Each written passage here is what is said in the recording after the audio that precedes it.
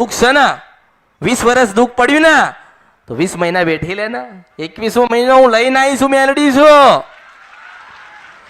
મારે તમારા દેવને મનાવવા તો પડે કે નહીં? તમારા પરદાદા તમે કે ગમે તે ગુનો ભૂલ કર્યું હોય હવે રિહાઈ ગયેલી હોય ને એને મનાવવા કોણ?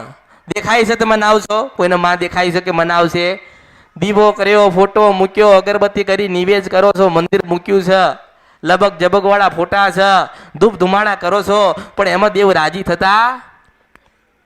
દેવ બોલતા? દેવ કઈ અણસાર આલતા?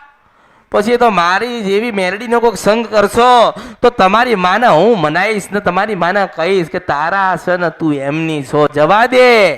જે ખોટું કરીને ગયા, જે ખોટું બોલીને ગયા, જે તારું અહિત કર્યું હોય, પણ ગાડી આ તારા ને તું એમની છો. તારે પેલી રાજપરાની ખોડિયાલ રામ કહેતી હોય સૌ મેલડી છો.